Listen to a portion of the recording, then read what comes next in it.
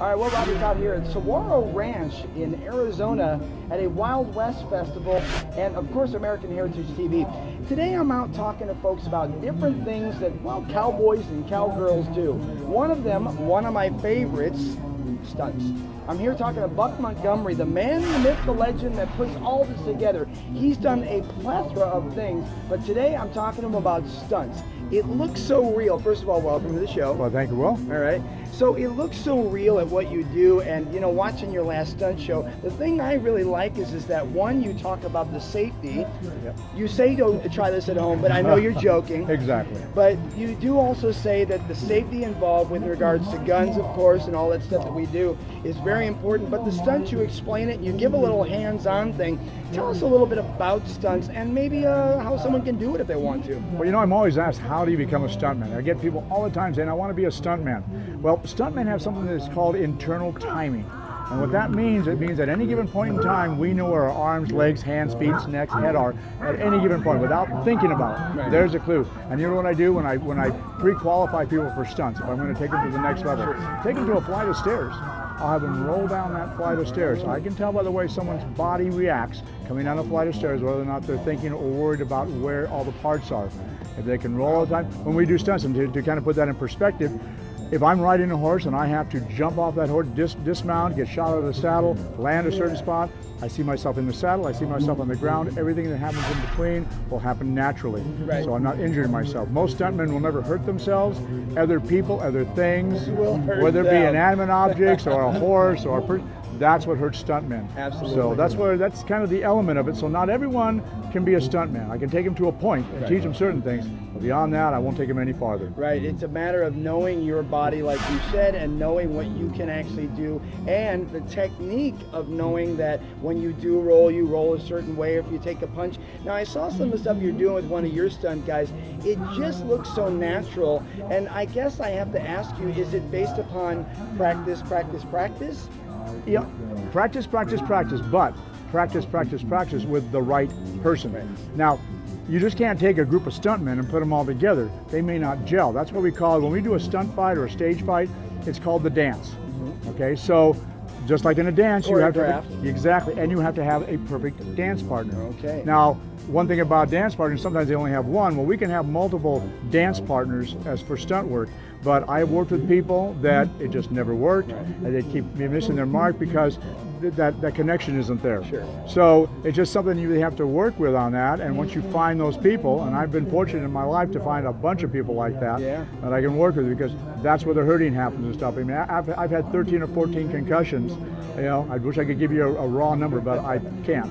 But it's just, so you've got to gel with that person. And sometimes it takes a little more work to train with them and stuff, but you have to know that point to where you say, no, it's not working, but you'll probably work great with someone else. Okay, so I guess I always like to get a little bit of free advice because it's the best four-letter word in the English language. A little free advice for folks that want to try to do this and go to that level to be a stunt person. Obviously, keeping fit, look at you with your girlish figure, and doing all that, and then of course being attentive. But where else can they go? And can I ask you, when they watch what you do, are you trying to instill discipline, ethics, morals into what you do? Oh, exactly, because number one and stuff, with these stunts that we're doing, they're full contact stunts, so it does actually looks like we're actually beating each other up on these things, which you don't want to have happen. We don't want these people hurting themselves in any way to do this. But you know, I this is just me, but I try to keep people away from stunt schools. Okay, it's a business. All right, they don't pre-qualify. Okay, I've seen people literally walk out. I've done it with a certificate and with their cast in their arm as they're receiving it. Okay, that is not the way to do it and stuff. So you want to pre-qualify, and you have to learn, you know, to really listen and stay focused. It's a real focus kind of thing and stuff. To give you a quick story, if I may, a famous stuntman named Dean Smith. Oh, yeah. Dean Smith, legendary, the only stuntman ever to win a gold medal in the Olympics. I was doing a show down south in southern Arizona, and I was doing my full contact stunt show. And who do I look out in the crowd? And there's Dean Smith, one of my icons. He taught me a lot of things and such. And I see him sitting there with his young son. His son at that time was only 12 or 13 years old.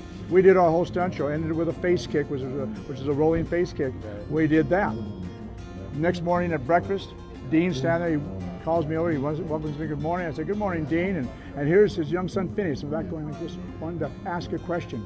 And I said, what is it, Phineas? He goes, Buck, you know that stunt that you did with kicking him in the face stuff? I did that to my dad last night. And I looked at Dean. I thought our friendship is now over. I looked at Dean and he goes, he did it perfect. Oh, wow. And he goes, yeah. About 3 or 4 minutes later, Dean excused himself from the table, walked over to me where I was at, and he says, Buck, I have to thank you. I said, what do you mean, thank me? He says, since my boy has been about 4 or 5, I've been trying to talk to him and teach him stunts. You know what he told me last night? Dad, I want to be a stunt man. Wow, it's So- because of Uncle Buck. I never thought about that, but I tell you, that meant more to me. Yeah. Okay, between that and some of the things I shared with Whitey Hughes before he passed away and stuff, yeah, that meant so much to me. Going, isn't that funny? You talk about kids and stuff, they won't listen to their parents, but they see it in another light, and it's a little more interesting to them, and now that coaxed them into doing it. So.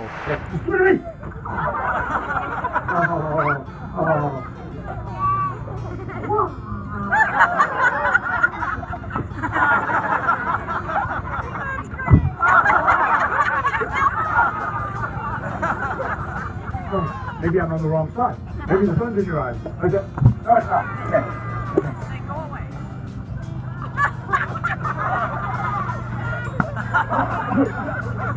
Oh, don't lose your hat, man.